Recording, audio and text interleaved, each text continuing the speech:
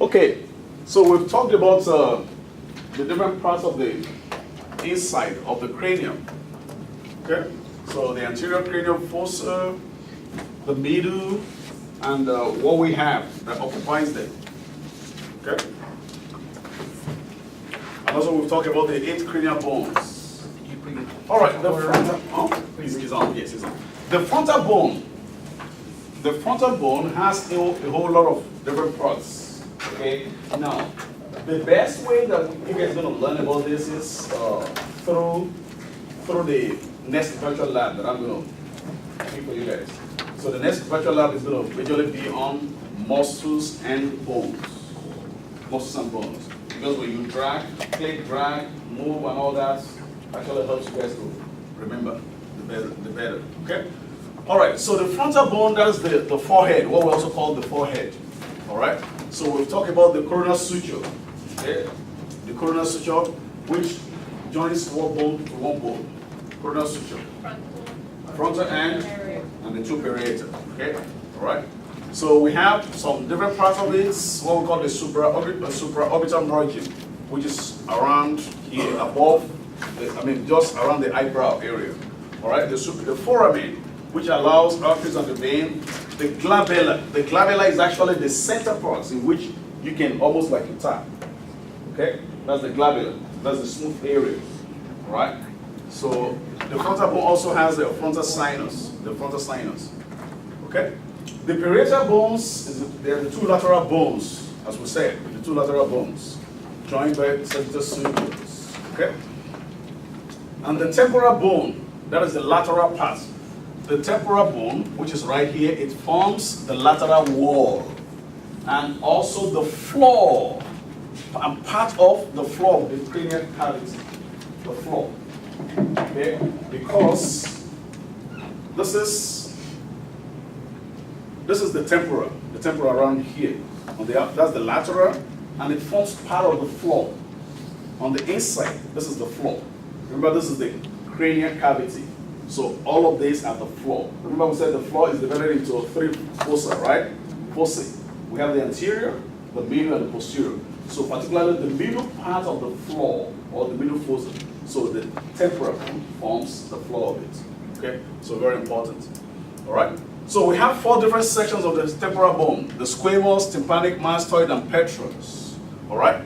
Now, anteriorly, backward up, and antero-posterior, which means when we are talking about it, anteriorly, we are moving posteriorly. It has different parts, all right? So the squamous part is right in the front, okay, which has what we call the zygomatic process. Now, the cheekbone, this is the zygomatic, cheekbone, this is the process, zygomatic process. Okay, so when you look at it this way, this is the cheekbone, the zygomatic. And the end that kind of extend backwards, that's the process, zygomatic process. Okay, so the squamous parts, we have the squamous suture, which is in front. All right, part of it, the zygomatic process joins to it. Then we also have the mandibular process. Sorry, excuse me. Where's my phone?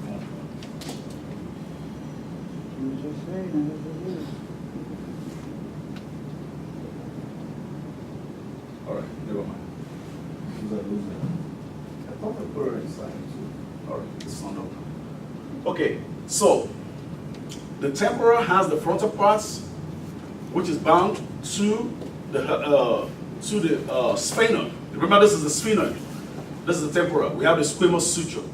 Okay, the front parts makes a border with the sphenoid.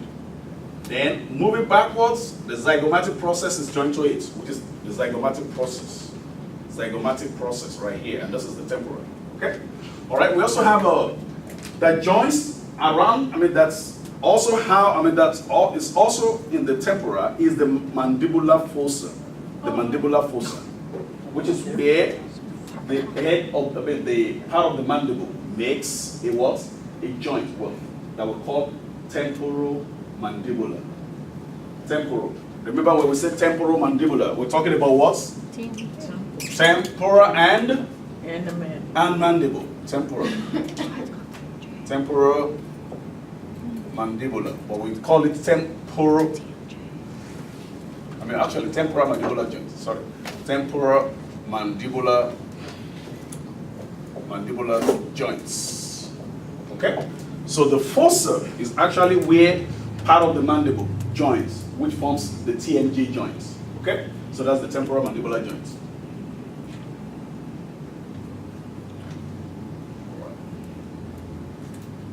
Okay, so that's the mandibular fossa. All right, the tympanic parts. Remember we said we are moving anterior-posterior. This is the anterior parts.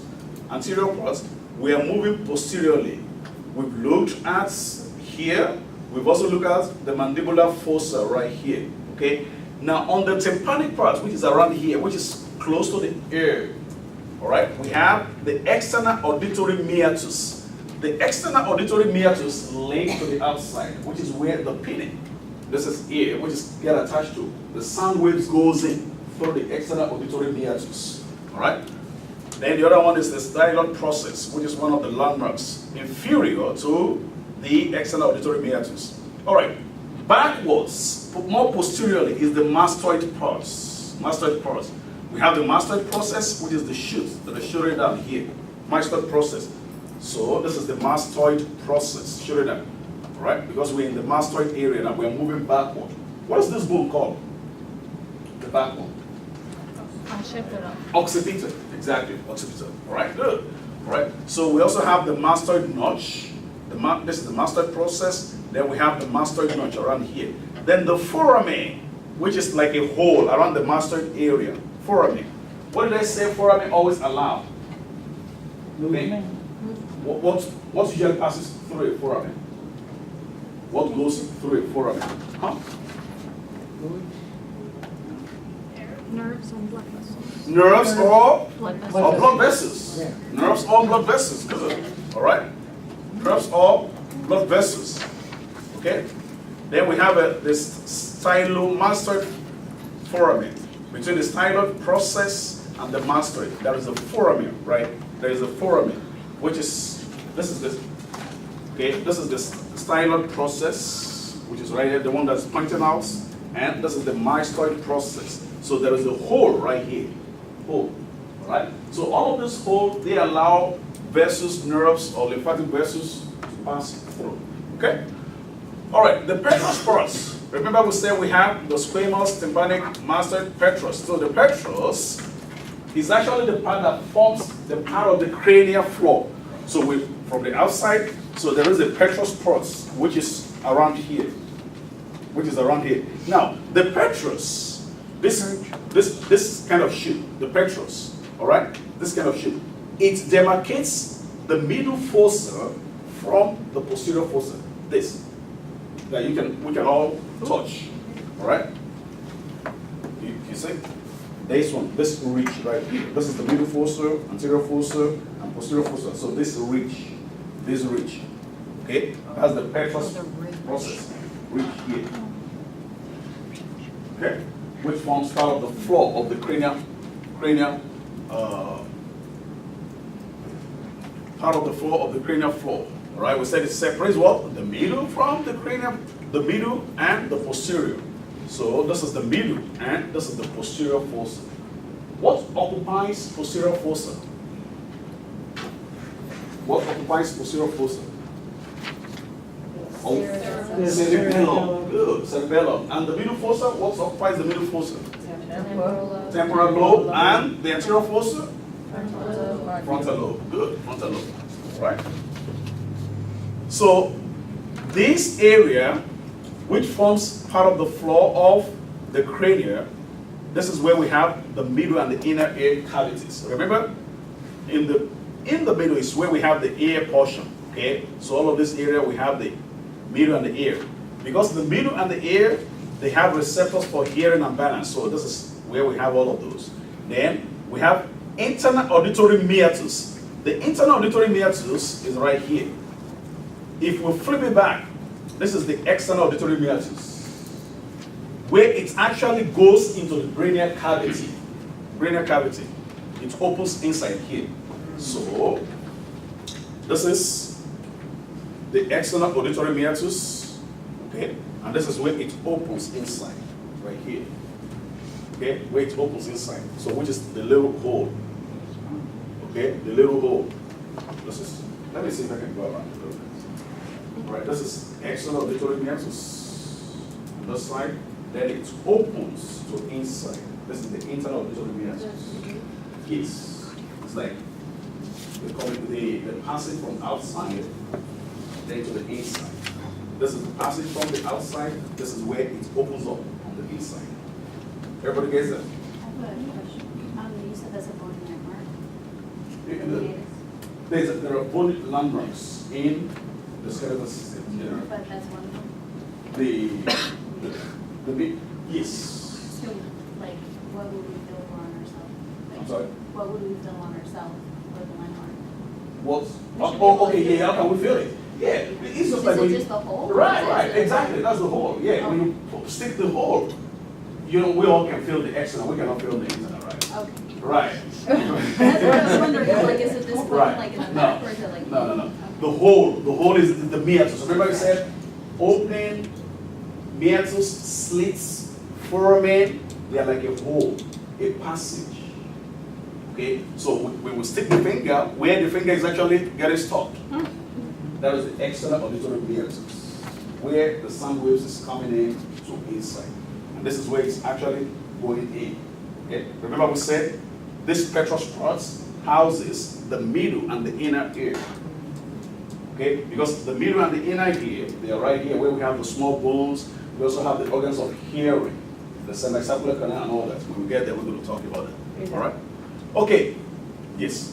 Since we're on the Temporal bone. Yeah. My question is the skull basically is all around. Why is it? I've been told that when you can hit the temple at a certain force and you'll kill somebody. Is it thinner there or something? I think it depends on the direction of the force that is coming. So I think so, because the actual place that people can actually get killed is through the brainstem, which means like the back right here, Yeah, because which is where we all the cardiovascular, respiratory stuffs are being controlled. So for the temporal one, I think it might be. I mean, I don't know. You can also feel your pulse right there. Oh yeah, the temporal artery. Well, you So, could get knocked unconscious by here, though. any right? part of the brain. Yeah, Any part of the brain can knock somebody to be unconscious. right. Okay. These boxers, Right. that's what happened when they boxing, if they get hit here. Right. So remember that the boxers, they are facing each other. So the part of boxing is frontal, back, and all that. Right. Very, very unusual. The back. If they hit the back. Yeah. So I mean, any area of the brain knocked, depending on the force, can throw someone into concussion. I mean, we saw yesterday with the video when they threw the brain. The fluid, right? Yeah. So, and again, because it's kind of jelly-like kind of a thing, the fluid that surrounds the brain is what we call the cerebrospinal fluid, which kind of helps to resist. It doesn't resist all of the shock, but at least the little shock can resist it because it helps to bounce it back so that it doesn't bounce against the bony parts. Right. That would be more. Exactly. So, but maybe just kind of a little one, but not actually when somebody intentionally take a whole good blow. Bang! Oh, that can be much more dangerous. Okay? All right. The internal auditory meatus, it is the opening for cranial nerves. All right. So let's have a definition of what we call cranial nerves since we're talking about this right now. All right. The cranial nerves, or let's put it this way. Remember I said a whole lot of these things, they are highly related. So let's say nervous system. Nervous system. All right, nervous system, generally, they are divided into central nervous system,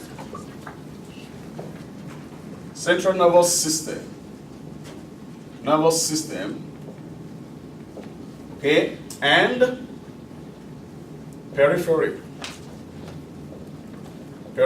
nervous system. All right. The central nervous system is also further divided into the brain, and spinal cord. Spinal cord. Now, while everything else is peripheral nervous system, everything else as seen, autonomic nervous system, I'm a part of autonomic nervous system. Okay, let's put it, let me write it very well. Everything else, apart from the brain and the spinal cord, is peripheral nervous system. Okay, and part of the peripheral nervous system is autonomic nervous system. Okay, cranial nerves, spinal nerves, etc. All right. So, but the way I'm actually going is actually the cranial nerves. All right. Now, cranial nerves, they are nerves that originates from the cranial cavity. Okay, from the cranial cavity, they come out through all of those foramen, the slits, the meatus. They come out. They supply the structures of the head and the neck. All right, so let's put it down very well. So cranial nerves,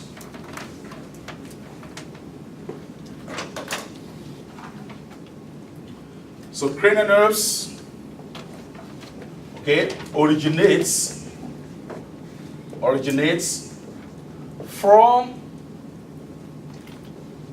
the cranial cavity, okay, and exits through the foramen, okay, slits, meatus, and so on. Okay, so they supply the structures,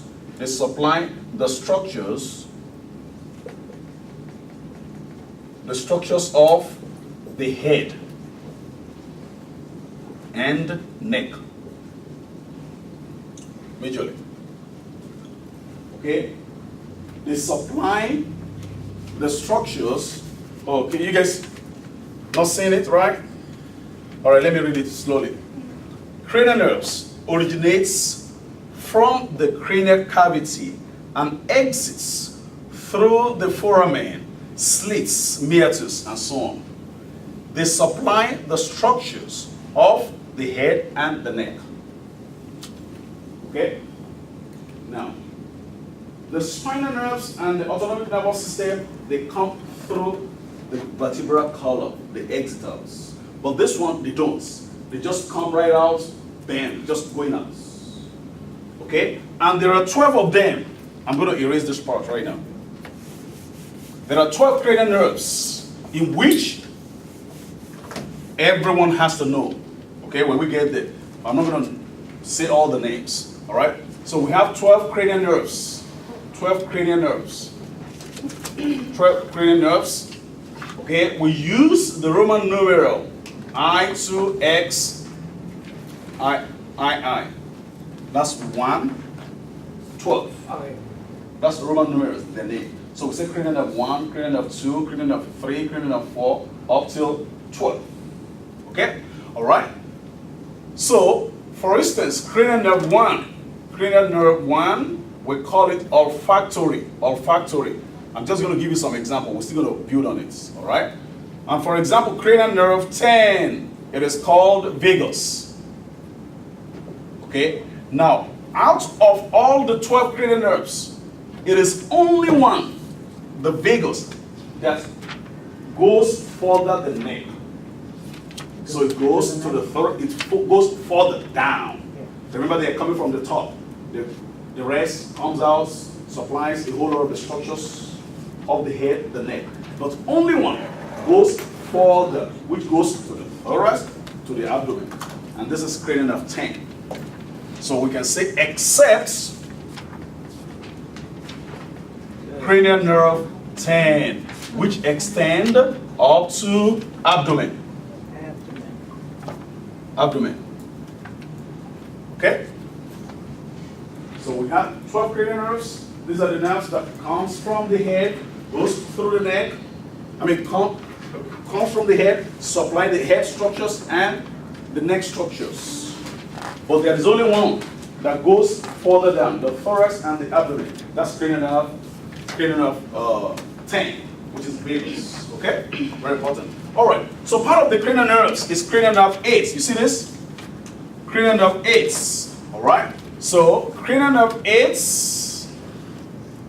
exits through the internal auditory meatus. Because remember we are dealing with the hearing here.